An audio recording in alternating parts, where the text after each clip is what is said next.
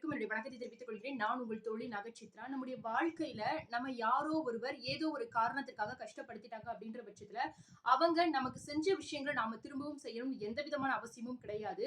But அதுக்கு பதிலாக அவங்களுக்கு வேறு விதமான அவங்க செஞ்ச விஷயங்கள உணர்த்தும்படியாக, நமக்கான ஒரு மன ஆறுதல நாம பெற்றுக்கொள்ளும் பொழுது, அவங்களுக்கு உண்டான விஷயங்கள் அவங்களுக்கு நிச்சயமாகவே நடக்கும் அப்படின்னு சொல்லப்படுது. அத கர்மா அப்படின்னு கூட சொல்லலாம்.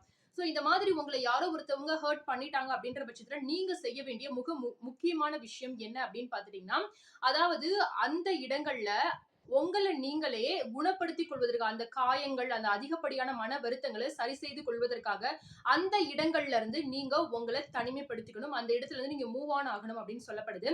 சோ 2வதாக அவங்க சம்பந்தப்பட்ட எல்லா விஷயங்கள்ல இருந்தும் உங்களை நீங்களே தற்காத்துக் கொள்ளும் விதமாக, அவங்க சம்பந்தப்பட்ட எல்லா விஷயங்கள்ல இருந்தும் நீங்க உங்கள தனித்துவப்படுத்திக் கொள்வதற்காக, அவங்களையும் அவங்க சம்பந்தப்பட்ட எல்லா விதமான செயல்பாடுகளையும் புறக்கணிக்கிறது. சோ இந்த மாதிரியான விஷயங்கள் நீங்க செய்யும் பொழுது, உங்கள நீங்களே பாதுகாத்துக் கொள்வீங்க. பழி வாங்கணும் அப்படின்ற ஒரு எண்ணம் கொண்டு அவங்கள நீங்க எந்த விதத்திலயும் காயப்படுத்த போறது கிடையாது. உங்கள நீங்க மட்டுமே பாதுகாத்துக் கொள்றீங்க.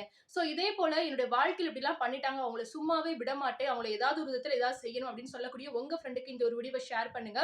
பழி வாங்குதல் அப்படின்றது எல்லாவற்றிற்குமான பரிகாரம் ஆகாது.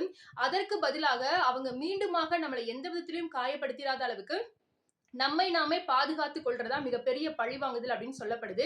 யார் யார் என்ன செஞ்சாங்களோ, அவங்க செஞ்ச எல்லா விஷயங்களுக்குமான பதிலானது நிச்சயமாகவே இந்த பிரபஞ்சத்துல உண்டு. இந்த ஒரு வீடியோ உங்களுக்கு யூஸ்ஃபுல்லா இருந்தது அப்படின்னா, லைக் பண்ணுங்க. உங்க ஃப்ரெண்ட்ஸ் அண்ட் ஃபேமிலிஸ்க்கும் ஷேர் பண்ணுங்க. மறக்காம சேனலை சப்ஸ்கிரைப் பண்ணுங்க. இது போல நிறைய பதிவுகளுக்கு கமெண்ட்ல சொல்ல மறக்காதீங்க. நன்றி.